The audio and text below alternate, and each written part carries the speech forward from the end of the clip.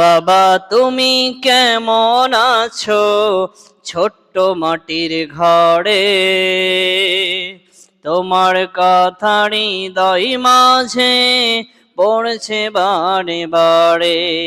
বাবা গো বাবা, বাবা গো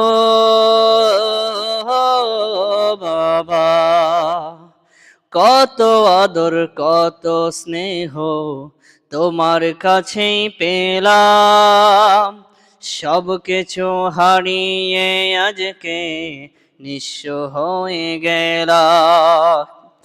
কত আদর কত স্নেহ তোমার কাছেই পেলাম, সব কিছু হারিয়ে আজকে নিঃস্ব হয়ে গেলাম।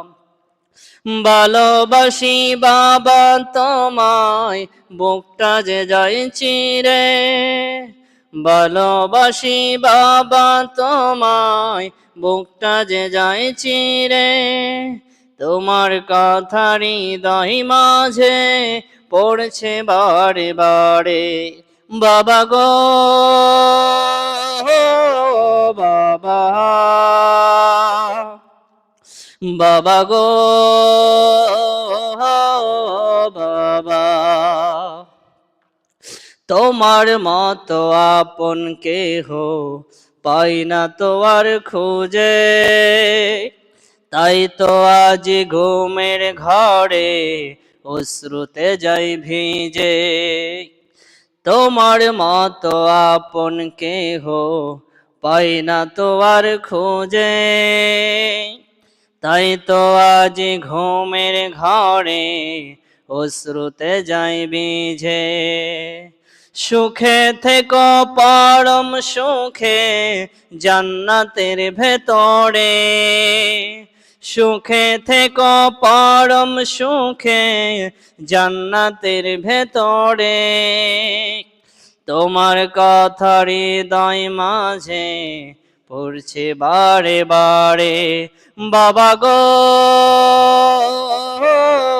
বাবা, বাবা গো বাবা, বাবা তুমি কেমন আছো ছোট্ট মাটির ঘরে, তোমার কথা হৃদয় মাঝে পড়ছে বারে বারে। বাবা তুমি কেমন আছো ছোট্ট মাটির ঘরে, তোমার কথা হৃদয় মাঝে পড়ছে বারে বারে। বাবা গো বাবা, বাবা গো বাবা। আলহামদুলিল্লাহ, আল্লাহ পাক রব্বুল আলামিনের দরবারে অসংখ্য অগণিত শুকরিয়া, যে মহান আল্লাহ তাআলা আমাদের সকলকেই দয়া করে মহাব্বত করে ভালোবেসে নির্বাচিত করে আল্লাহর ঘর মসজিদ জান্নাতের বাগান, দুনিয়ার সর্বশ্রেষ্ঠ জায়গা মসজিদ, দুনিয়ার সবচেয়ে নিরাপদ জায়গা মসজিদ, এই মসজিদে আসার বসার তৌফিক দান করলেন যে আল্লাহ, সে মহান মালিকের দরবারে সকলে একবার দিল থেকে, হৃদয়ের অন্তরের অন্তঃস্থল থেকে সকলে একবার কালেমাতুশ শুকর আদায় করি, বলে আলহামদুলিল্লাহ। আরো শুকরিয়া জানায় যে রব্বে করিম, যে মালিক, যে আল্লাহ আমাদেরকে দীর্ঘ এক সপ্তাহ পরে আবার জুমার নামাজ আদায়ের লক্ষ্যে আল্লাহ পাক রব্বুল আলামিনের ঘরে আসার তৌফিক আমাদেরকে দান করলো, সে মহান মালিকের দরবারে আবারও শুকরিয়া জানাই আলহামদুলিল্লাহ।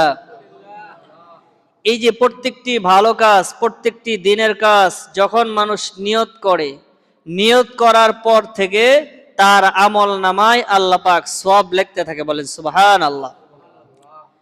নিয়ত করার পর থেকে ওই আমলটা যতক্ষণ পর্যন্ত না করবে ততক্ষণ পর্যন্ত তার আমল নামায় নেকি উঠতে থাকবে, বলেন সুবহানাল্লাহ।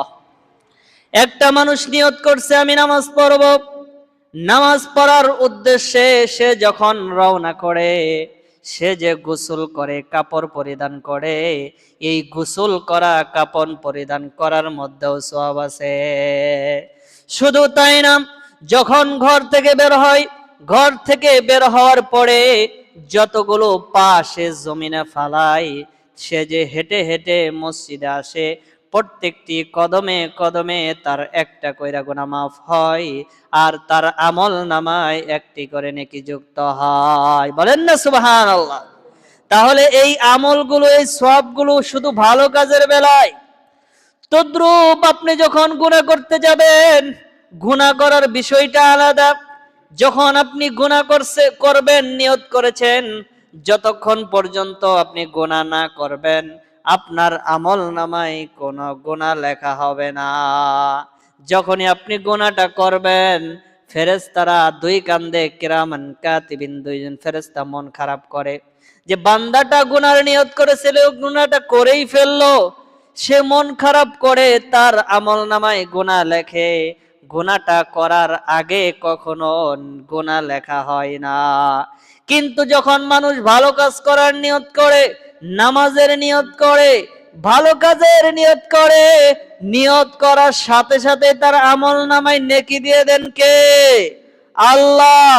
শুধু নিয়ত করার কারণে নেকি পাওয়া যায়, আবার আমলটা করার আগে যে আপনি হাইটে হাইটে আসবেন, এই প্রত্যেকটা কদমে কদমেও আপনাকে নেকি দিবেন কে? এই সবাই কথা বলেন কে? আল্লাহ। আল্লাহর নাম বলতে কি আমাদের মুখে কষ্ট হয় নাকি? বলেন, কষ্ট হয়? আমাদের মালিক কে? রিজিকের মালিক কে? হায়াতের মালিক কে? অসুস্থতার মালিক কে? সুস্থতার মালিক কে? সুখ দেওয়ার মালিক কে? অসুখ দেওয়ার মালিক কে? অশান্তি দেওয়ার মালিক কে? আমাদের কপালে ভাগ্যে যা আছে সব কিছু নির্ধারণ করে দিয়েছেন কে? তাহলে এই আল্লাহর নাম লইতে কি আমাদের মনে কোনো আক্ষেপ থাকার কোনো দরকার আছে? একবারে উচ্ছ্বাস মনটাকে খুলে আল্লাহকে ডাক দিব। আল্লাহকে যখন কোনো বান্দা ডাক দেয়, আল্লাহ পাক বলে, কোন বাবাকে যখন সন্তান বাবা বলে ডাক দেয়, বাবার কলিজা ঠান্ডা হয়ে যায়। মাকে যখন মা বলে ডাক দেয়, মায়ের কলিজাও ঠান্ডা হয়ে যায়। আর আমি আল্লাহকে যখন আমার কোন বান্দা আল্লাহ বলে ডাক দেয়, আমি আল্লাহ পাক রব্বুল আলামিন ওই বান্দার প্রতি খুশি হয়ে যাই। শুধু খুশি হয়ে ক্ষান্ত হয় না, তার উপরে আমি আল্লাহ পাক রহমত নাজিল করে দেয়। বলেন সুবহানাল্লাহ। তাহলে আল্লাহ পাক বলে, তোমার মাকে বাবাকে ডাক দিলে যেমন তাদের কলিজা ঠান্ডা হয়ে যায়, আমি আল্লাহ পাকের কে যদি তোমরা ডাকো, আমি আল্লাহ পাক এর থেকে 100 গুণ বেশি খুশি হয়ে যায়। তাহলে এই আল্লাহরে ডাকা দরকার আছে কিনা? এর জন্য যখনই সময় পাবেন ডাকবেন কাকে? আল্লাহ। ও আল্লাহ। আল্লাহকে আল্লাহ বলে ডাকবেন। আল্লাহর যে 99টা নাম আছে, এই নাম দিয়েও ডাকবেন। গফফার, সাত্তার, রহিম, রহমান, যতগুলো যে যেটা জানেন এগুলো দিয়ে আল্লাহরে ডাকবেন। যত বেশি আল্লাহরে ডাকবেন, তত বেশি আল্লাহর প্রিয় হয়ে যাবেন। দুনিয়াতে যারা যত বেশি আল্লাহরে ডাকছে, তারা তত বেশি আল্লাহর প্রিয় হয়ে গেছে। এই যে বুজুর্গ হক্কানি যারা পীর বুজুর্গ, এরা আল্লাহর কাছে প্রিয় হয়েছে কিভাবে? তারা তো আমাদের মতোই মানুষ। কিভাবে হয়েছে? যে তারা আল্লাহরে অতিরিক্ত মাত্রায় ডাকে। অতিরিক্ত মাত্রায় কি করে? দেখবেন আপনার বাবাকে মাকে যদি বারবার ডাকেন, এক পর্যায়ে তারা বিরক্ত হবে কিনা? বারবার বারবার যদি বাবাকে বাবা, এই বাবা বাবা করস কে, তো কয় কিনা? কিন্তু আল্লাহ পাক বলে, বান্দা তুই যদি আমার যত বেশি ডাকবি আমি তত বেশি খুশি। বলেন আল্লাহু আকবার। তোর বাবা মারে যদি তুই একবারে বারবার বারবার ডাকস, বিরক্ত হয়ে বলে, এই সর, খালি বাবা বাবা করস কে, মা মা করস কে, বলে কিনা? এক পর্যায়ে বিরক্ত হয়ে যায়। একবার, দুইবার, তিনবার পছন্দ হয়। যখন বারবার মা মা মা মা করে তখন বিরক্ত হয়ে যায়। কিন্তু আল্লাহ পাক বলে, আমি আল্লাহরে যত বেশি ডাকবা আমি আল্লাহ তত বেশি খুশি হয়ে যাই। আমি আল্লাহ পাক রহমান আর রহিম, আমি আল্লাহ পাক দয়ালু মেহেরবান। আমি আল্লাহ পাকের দয়া খালি রহমত আর রহমত, দয়ার দয়া। দুনিয়ার মানুষ যদি একবার ভুল করে মাফ করে, দ্বিতীয়বার ভুল করলে চেয়ারম্যান মেম্বার নিয়ে মাফ করায়, তৃতীয়বার যদি ভুল করে মাতবররা বলে না না আর মাফ করা যাবে না। আর আল্লাহ পাক বলে আমার কোন বান্দা যখন ভুল করে গুনাহ করে, একবার গুনাহ করার পরে যখন তওবা করে আমি আল্লাহ পাক তারে মাফ কইরা দেই, দ্বিতীয়বার আবার যখন তওবা করে আমি আল্লাহ পাক আবার মাফ কইরা দেই। এরকম ভাবে যে বান্দা যত বেশি তওবা করে আমি আল্লাহ পাক ওই বান্দার প্রতি তত বেশি খুশি হয়ে যায়। দুনিয়ার আদালত, দুনিয়ার বিচারক কি করে? অপরাধীদেরকে খুঁজে শাস্তি দেওয়ার জন্য, খুনিদেরকে খুঁজে, অপরাধীদেরকে খুঁজে শাস্তি দেওয়ার জন্য। আর আমার আপনার রব ওই মালিক বান্দাদেরকে খুঁজে, গুনাহগার বান্দাদেরকে খুঁজে মাফ করে দেওয়ার জন্য। আল্লাহু আকবার। দুনিয়ার আদালত, পুলিশ, বিচার কার্য মানুষকে খুঁজে কিসের জন্য? অপরাধীকে ধরে শাস্তি দেওয়ার জন্য। আর আল্লাহ পাক বলে আমি হলাম এমন রব, আমি খুঁজি আমার কোন বান্দা গুনাহগার অপরাধী কোন বান্দা আছে তাকে মাফ করে দেওয়ার জন্য আমি তারে খুঁজি। আল্লাহ পাক বলে আমি প্রথম আসমানে আসি, শেষ রাত্রে শেষ রজনীতে প্রথম আসমানে আইসা আমি আল্লাহ পাক ডাক দেই, এই এমন কোন বান্দা আছো আমার গুনাহ করছো, বুঝা না বুঝা, ইচ্ছায় অনিচ্ছায় যত গুনাহ করছো এমন কোন বান্দা আছো কিনা? আল্লাহ পাক এমন ভাবে ঘোষণা দেয় যে আমার কাছে মাফ চাও আমি তোমাকে মাফ কইরা দিব। আল্লাহ পাক বলে এমন কোন বান্দা আছো অভাবে অনটনে সমস্যায় আছো, ব্যবসার সমস্যা, চাকরির সমস্যা, সন্তানের সমস্যা, কে কোন সমস্যা নিয়ে আমি আল্লাহরে ডাকো, আমি আল্লাহ পাক তোমার সমস্যা সমাধান করে দিব। যেই জায়গায় সমস্যার সমাধান পাওয়া যায় আমরা এইদিকে যাইতে রাজি নয়। আজকে আমি বিপদে সমস্যার মধ্যে আছি, আমি এই বিপদ থেকে বাঁচার জন্য কি করি? আজকাল দুনিয়ার পন্থাগুলো অবলম্বন করি, অথচ আমার মালিক যে সমস্যা দিছে তার কাছে চাইতে রাজি না। বলেন, কথা বলেন ঠিক কিনা? ভাই আপনি হাসপাতালে দৌড়ান, নেতা নেত্রীর পিছনে দৌড়াইতেছেন সমস্যা সমাধানের জন্য, অফিসারের পিছনে দৌড়াইতেছেন, অথচ এই সমস্যা সমাধানের মালিক কে? আল্লাহ। আল্লাহ পাক যদি বলে এই সমস্যার সমাধান আমি করব, পৃথিবীর কেউ এটাকে আটকাইতে পারবে না। কথা বলেন ঠিক কিনা? আর আল্লাহ পাক যদি বলে এই সমস্যার সমাধান হবে না, এই বিপদ থেকে তুমি উঠতে পারবা না, পৃথিবীর সকল মানুষ মিলেও আপনাকে বিপদ থেকে তুলতে পারবে না।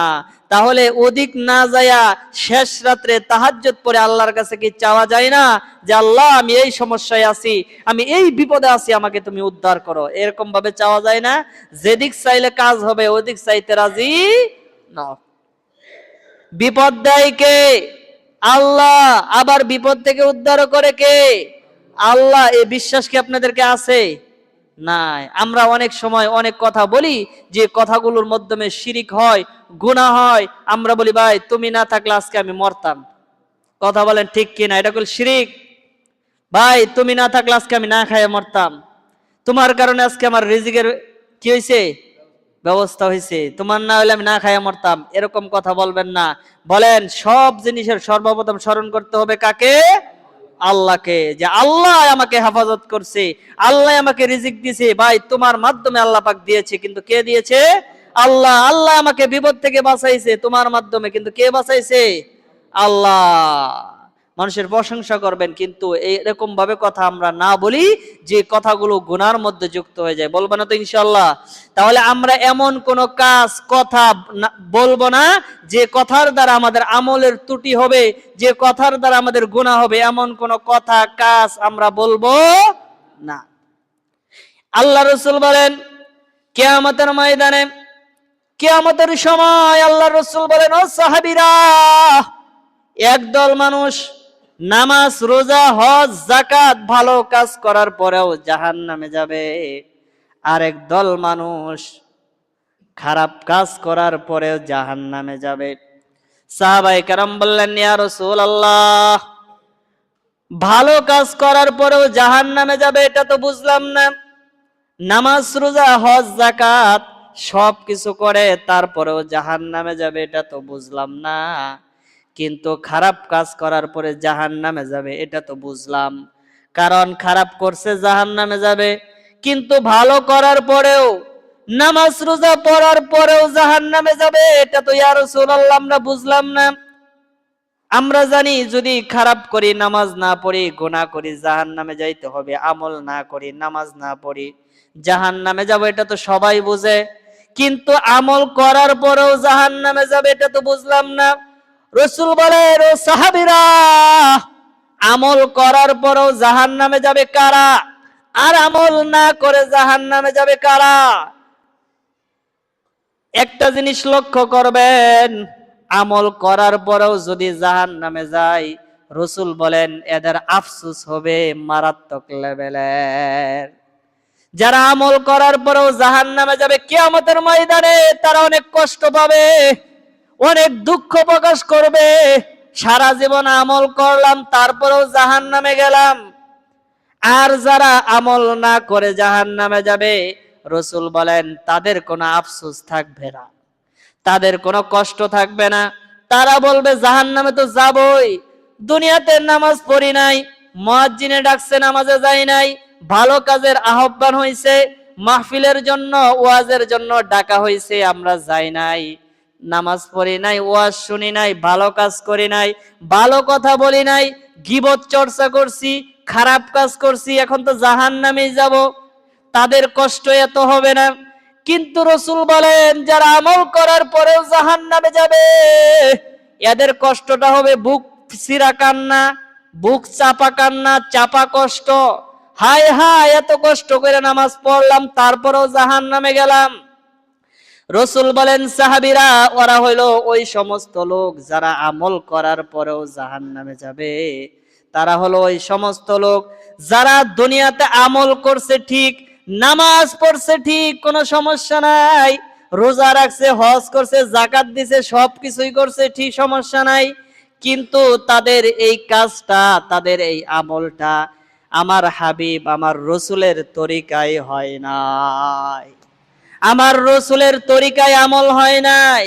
মন গড়া আমল করছে, মন গড়া নামাজ পড়ছে, মন গড়া যাকাত দিছে, যাকাত আইছে 1,10,000 দিয়েই কই দিছি, মন মতো যাকাত দেয়, এরকম লোক আপনাদের সমাজে আছে কিনা? এই কথা বলেন না, কে আছে কিনা? মন মতো যেমনে চাই অমনে রুকু করে, যেমনে মন চাই অমনে সেজদা দেয়, যেমনে মন চাই অমনে নামাজে খাড়ায়। নামাজ তার মন মতো নামাজ পড়ে, যাকাত তার মন মতো যাকাত দেয়, রোজা মন মতো রাখে, রোজার কিছু নিয়ম কানুন আছে কিনা, মন মতো রোজা রাখে, মন মতো যাকাত দেয়, মন মতো আমল করে। রাসূল বলেন আমার উম্মত যদি আমি রাসূলের তরিকায় আমল না করে, আল্লাহ পাক এই আমল 4 পয়সাও দাম দিবে না। আল্লাহ পাক বলে যারা রাসূলের তরিকার বাহিরে আমল করবে, এদের আমল যদি পাহাড় পরিমাণ হয়, বিন্দু পরিমাণ কি নাই, দাম নাই। রাসূল বলেন ও সাহাবীরা, কিয়ামতের ময়দানে যারা আমল করার পরেও জাহান্নামে যাবে, তাদের কষ্টটা হবে মারাত্মক লেভেলের। কারণ সারা জীবন আমল করলো, তারপরেও জাহান্নামে যাবে। কেমন কষ্ট, একটা উদাহরণ আপনাদেরকে দেই। আপনাদের এলাকার চেয়ারম্যান নির্বাচন হয় কিনা, এমপি নির্বাচন হয় কিনা, যে এমপি 2 ভোটের লিগে ফেল করে, 5 ভোটের লিগে ফেল করে, তার কষ্ট বেশি হয় কিনা? যে এমপি মন্ত্রী বডি পায় না, মানুষ তারে বডি দেয় নাই, সে বলে বডি দেয় নাই, কি এর কষ্ট? আর যে পুরাপুরি ভোট পাইছে মাত্র 2 ভোটের লিগা, 1 ভোটের লিগা হারছে, এমন এমপির কষ্ট কি বেশি হয় না কম হয়? বেশি হয়। রাসূল বলেন তাদের কিয়ামতের ময়দানে তাদের কষ্টটা হবে মারাত্মক লেভেলের। আর যারা আমল না করে জাহান্নামে যাবে, তাদের কষ্ট কম হবে। যে সারা জীবন নাফরমানি করছি, সারা জীবন বেনামাজি ছিলাম, সারা জীবন গীবতকারী ছিলাম, সারা জীবন সুদখোর ছিলাম, সারা জীবন ঘুষখোর ছিলাম, এখন তো জাহান্নামে যাইতেই হবে। রাসূল বলেন আমল করার পরেও জাহান্নামে যাবে ওই সমস্ত লোক যাদের আমলের মধ্যে রাসূলের তরিকা পাওয়া যায় নাই। কি পাওয়া যায় নাই? রসুলের তরিকা পাওয়া যায় নাই। তাহলে আমরা নামাজ পড়বো কি মন গড়া না রসুলের তরিকায়? যাকাত দিব মন গড়া না রসুলের তরিকায়? আপনার সম্পদ আছে তো যাকাত আপনার উপর ফরজ। এই ফরজ আপনি আদায় করবেন কিভাবে? সম্পদ থেকে 2.5% আপনাকে হিসাব করে দিতে হবে। এটা হলো রসুলের তরিকা। সম্পদের যাকাত আইছে 3 লাখ, 10,000, 20,000, 50,000, 1 লাখ দিয়া গেলেন, শেষ দিয়া লাইছি। 10টা 20টা লঙ্গি কিনা বললেন দিয়া লাইছি যাকাত। এই যে মন গড়া ইবাদত করলেন, মন গড়া যাকাত দিলেন, মন মতো রুকু করলেন, সেজদা করলেন, নামাজ পড়লেন। রসুল বলেন এমন আমল করার পরেও কোথায় যাবে? জাহান্নামে। যাদের আমলের মধ্যে রসুলের তরিকা পাওয়া যাবে না। এখন বলেন আমাদের আমল কি রসুলের তরিকায় আছে? না, আমরা তো করি না। আমরা যে আমল করি দেখা যেতে যে ঠিক মতো রুকু হয় না, ঠিক মতো সেজদা হয় না, ঠিক মতো খাড়ানো হয় না, ঠিক মতো তরতিব মতো সুন্নত তরিকায় নামাজ আমাদের হয় না, রসুলের তরিকায় হয় না। রসুল বলেন এমন আমল, এমন হজ, এমন যাকাত পাহাড় পরিমাণ নিয়ে আল্লাহর সামনে দাঁড়াইলেও সে কি পাবে না? জাহান্নাম থেকে মুক্তি পাবে না। আর যাদের আমল হবে অল্প কিন্তু রসুলের তরিকায় পিওর, কি পিওর বলে না, সিডাওয়ালা এত্তারি দানের দাম নাই। সিডা সারা যেডি আছে এডি কি স্বর্ণ, এডি কি স্বর্ণ। বস্তা বইরা সিডা দিয়ে বইরা ছিলেন, লাভ আছে? কিন্তু সিডা সারা অল্প দান, এডি কি আছে? দাম আছে। আমল অনেক করলেন, মন গড়া আমল, যে আমলের মধ্যে রসুলের তরিকা নাই, এই আমলের 4 পয়সা কোনো দাম নাই। তাহলে আজকে থেকে আমল করব কার তরিকায়? রসুলের তরিকায়। বলো কার তরিকায়? আল্লাহর ইবাদত করব, তরিকা কার? আল রসুলের তরিকায়। রসুল যেভাবে নামাজ পড়ছে, রসুল হাদিসের মধ্যে বলেন সল্লু কামা রাআইতুমুনি উসাল্লি, আমাকে যেভাবে নামাজ পড়তে দেখছো তোমরাও সেভাবে নামাজ পড়ো। আমার সাহাবীরা যেভাবে নামাজ পড়ছে তোমরাও সেভাবে নামাজ পড়ো। আল্লাহ রসুলের কাছ থেকে নামাজ শিখছে কারা? সাহাবাই কেরাম। সাহাবাই কেরামের কাছ থেকে নামাজ শিখছে কারা? তাবিরা। তাবিদের কাছ থেকে নামাজ শিখছে কারা? তাবে তাবিরা। তাবে তাবির কাছ থেকে নামাজ শিখছে কারা? আইম্মায়ে মুস্তাহিদিনরা। আইম্মায়ে মুস্তাহিদিনের কাছ থেকে নামাজ শিখছে কারা? উলামায়ে কেরামরা। উলামায়ে কেরামের কাছ থেকে নামাজ শিখবেন কারা? আপনারা। তাহলে আলেমের কাছে যাবেন, বলবেন হুজুর আমি নামাজটা কিভাবে পড়বো, রুকুটা আমার হয় কিনা, সেজদাটা আমার হয় কিনা, রসুলের তরিকায় হাদিস মতো আমার নামাজ হয় কিনা, হাদিস মতো আমার যাকাতটা হয় কিনা, হুজুর আমি এরকম ভাবে যাকাত দিয়ে আমার যাকাত হয় কিনা। এরকম ভাবে আলেমের কাছ থেকে জেনে জেনে রসুলের তরিকায় আমল করবেন। আমলটা যদি ছোট হয়, যদি রসুলের তরিকা পাওয়া যায়, এই আমলটা আল্লাহ পাক কবুল করে নেবেন কে? আল্লাহ। আপনার একটা হাদিস শুনছেন না, আখলিস দীনাকা ইয়াকফিকাল আমালুল কলিল। ইমানকে খাঁটি কইরা অল্প আমল যদি করতে পারেন রসুলের তরিকায়, এই আমলটাই আপনার নাজাতের জন্য কি হবে? যথেষ্ট হইবে। তাহলে আজ থেকে আমল করব কার তরিকায়? রসুলের তরিকায়। এর জন্য যারা আমল করেন, নামাজ, রোজা, হজ, যাকাত, সমস্ত যত আমল আছে সবগুলো আমরা জাস্টিফাই করব। আজকে দুঃখের সাথে বলতে হয় 10 টাকা, 20 টাকা, 30 টাকার একটা লাউ কিনলে গোতা দেয়, গোতা। কথা বলেন ঠিক কিনা? নখ ডাবাই। বলেন নখ কেন ডাবাই? লাউটা কচি না বাত্তি এটা চেক করে। মাত্র 10 টাকার লাউ কিনতে যদি এত যাচাই বাছাই হয়, আপনি কিভাবে নামাজ পড়বেন? এটা কি যাচাই বাছাইয়ের দরকার আছে কিনা? এই কথা বলেন আছে কিনা? যেখানে জান্নাত জাহান্নামের প্রশ্ন, যেখানে আমার জান্নাত জাহান্নামের প্রশ্ন, এই এত মারাত্মক লেভেলের একটা আমলের ভিতরে কি আমি জাস্টিফাই করব না? আমার নামাজ হয় কিনা, আমার রুকু সেজদা হয় কিনা জাস্টিফাই করা দরকার আছে কিনা?